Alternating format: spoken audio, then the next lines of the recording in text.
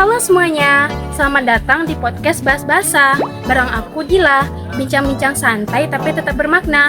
Nah, kali ini aku akan bahas topik yang lumayan sensitif sih, tapi tetap penting untuk dibahas. Nah, aku nggak bakal sendiri nih. Aku akan bareng partner kece aku. Kira-kira gimana ya partner kece aku? Hai Dila. Hai Nana. Hai juga buat para pendengar kita semua. Wah, topik kali ini kayaknya seru, tapi bikin kita agak mikir sih. Betul banget Nina. Jadi kali ini kita akan bahas topik tentang penggunaan bahasa tak senonoh di kalangan anak-anak. Nah, pasti teman-teman semua pernah dengar kan anak-anak yang sering berkata kotor tapi dia tidak punya rasa bersalah sama sekali. Iya, dan yang paling miris, kadang-kadang orang-orang tuh mikir kayak dianggap lucu gitu loh. Kayak, ih lucu banget anak kecil, udah pandai ngomong gitu, pinter banget. Padahal itu bukan suatu hal yang patut dibanggakan. Nana, coba deh lihat video ini. Apaan tuh?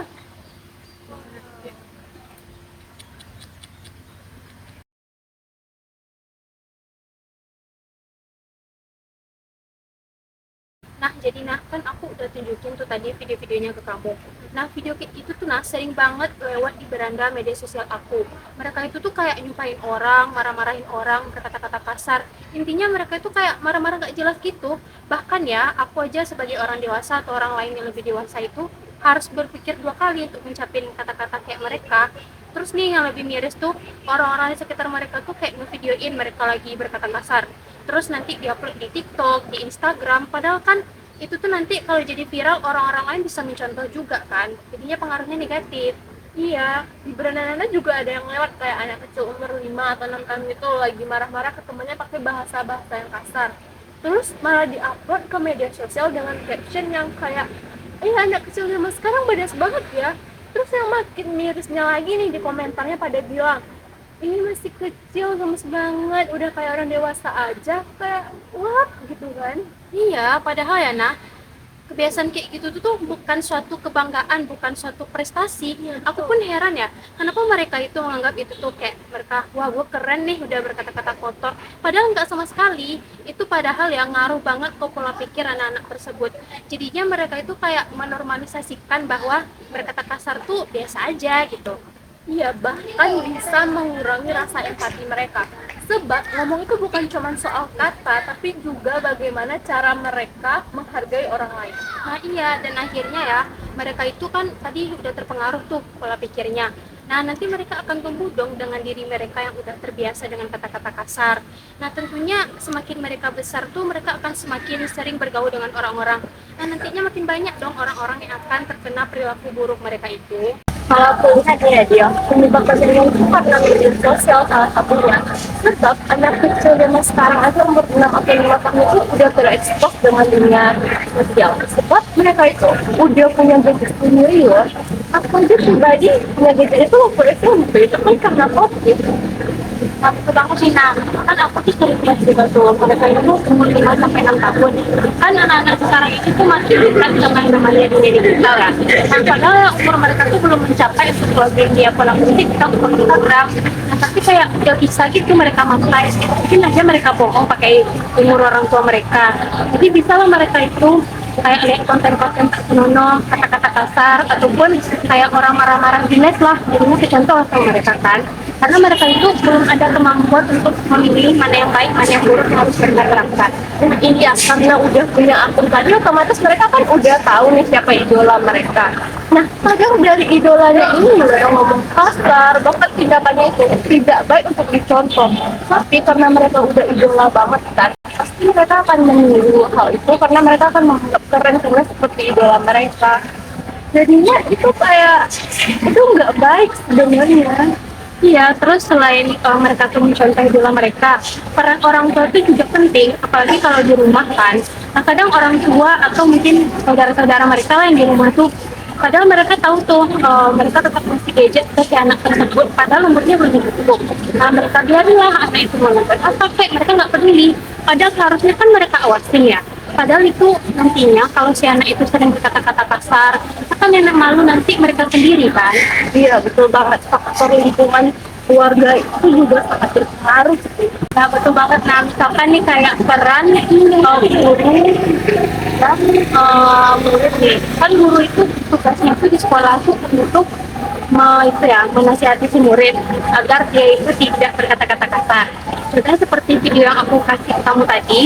Nah, itu kan si guru itu takutnya itu nanti kalau misalkan ngebunuhin anak jadinya viral kan, nah nanti si guru juga yang salah, padahal kan itu emang tugasnya guru. Iya betul, kita aja dulu dengar guru marah kita langsung diam kan. Terus sekarang guru marah malah dibentak balik, dibalas, kayak mereka tuh nggak ada rasa sopan sama sekali ya.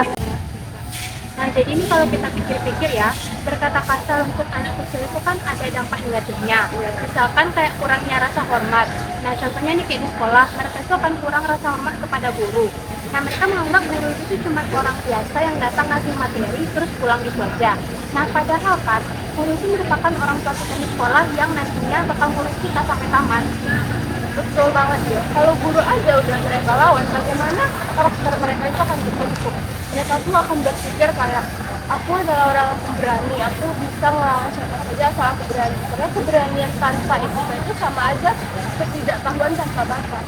Nah, terus tuh, selain yang kamu bilang tadi, terus kurangnya rasa hormat. Nah, biasa berkata kotor itu tuh bisa menular di teman-temannya. Kalau misalkan di sekolah nih, mereka tuh kan pasti berkata kotor, ada teman-temannya di sekitarnya. Nah, pasti teman-teman itu melihat guru itu segan untuk menegur, pasti temannya itu beranggapan, ya saya tahu apa gampang kita berkata-kata kotor, aman dong berarti. Iya, dan yang ketiga juga akan berdampak kepada emosi anak. Jika anak sudah terbiasa berkata-kata kasar, otomatis mereka juga tidak bisa mengontrol dirinya, sehingga mereka akan lebih agresif dan suka marah-marah. Itu juga akan berdampak kepada masa depan mereka ketika mereka mencari kerja. Otomatis mereka akan kesulitan mencari kerja. Mana ada nih lowongan pekerjaan yang mau menerima orang yang suka berkata-kata kasar. Iya. Nah, betul banget ya. Nah, terus itu tuh mulut anak tersebut juga mencerminkan pola pikir mereka. Kalau misalkan mulutnya kasar, mulutnya sering mengucapkan kata-kata yang buruk, berarti pola pikirnya jadi sempit dong. Nah, mereka itu nggak bisa berpikir luas tentang permasalahan mereka ke depannya dan mereka itu akan sering emosi. Tuh, sadar nih, emosi itu sebagai aksi kecil tapi tidak dipadamkan sejak dulu. Kalau kita padamkan, otomatis mereka itu tidak akan mudah jadi efisien. Tapi kalau dibiarkan lama-lama akan menjadi api yang besar sehingga menyebabkan kebakaran. Nah, kita mulai dari bagian terpentingnya. Nah, gimana sih caranya supaya kebiasaan bicara kotor di anak kecil itu gak jadi kebudayaan di antara mereka semua? Nah, caranya tuh dengan cara menerapkan keteladanan di rumah. Kenapa harus di rumah? Karena kan orang tua atau keluarga itu merupakan madrasah pertama dari si anak tersebut.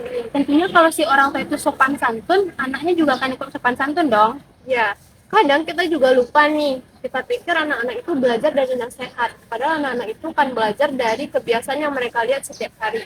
Bayangkan saja, jika di rumah setiap hari mereka mendengar orang-orang terdekatnya ngomong-ngomong kasar, emosian. Jadi kita jangan ragu, jangan bingung kalau mereka itu akan menirunya. Nah, terus nih, salah satu cara lain yang bisa dilakukan tuh bisa saja dengan mengatur jam akses media digital. Nah, orang tua tuh bisa nih ngatur, misalkan kamu cuma boleh main TikTok 2 jam ya, atau 3 jam ya, atau biar lebih efektif, diatur nih konten apa nanti yang akan dilihat sama si anak tersebut, supaya mereka itu nggak melihat konten yang aneh-aneh. Ya, dengan menggunakan kontrol orang tua di HP juga Iya, bisa, betul banget. YouTube Kids. Ya.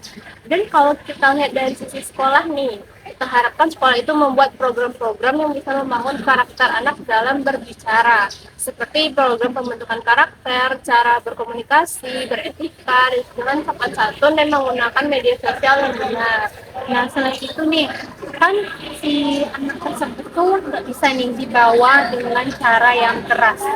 Nah, mereka itu harus dibawa dengan cara yang lembut. Contohnya nih kayak misalkan yang terdekat tuh apa ya, orang tua atau guru BK deh. Mereka itu harus dibawa ngomong secara pribadi. Terus mereka itu harus dibawa secara hati yang tenang dan pikiran yang tenang supaya mereka mau nurut. Betul banget. Soalnya hati mereka masih lembut. Ya. Kalau kita lihat dari sisi sosial nih, kita sebagai anggota masyarakat jika melihat anak-anak membuat konten menggunakan kata-kata kasar, sebaiknya kita menegur mereka bahwa itu tidak baik diucapkan.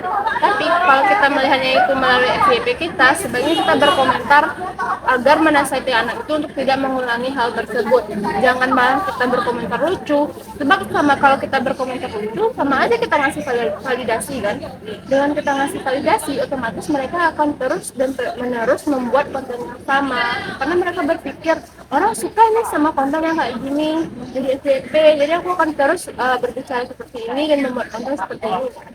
Nah, ya betul banget Rina. Jadi mulai sekarang kita itu harus membiasakan yang namanya sopan dan santun. Betul. Nah, dengan cara 5S, yaitu dengan senyum, salam, sapa, sopan, dan santun.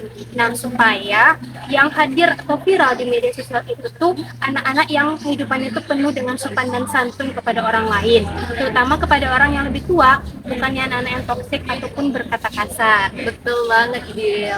Wah, pembahasan kali ini berat tapi penting banget ya, Bil.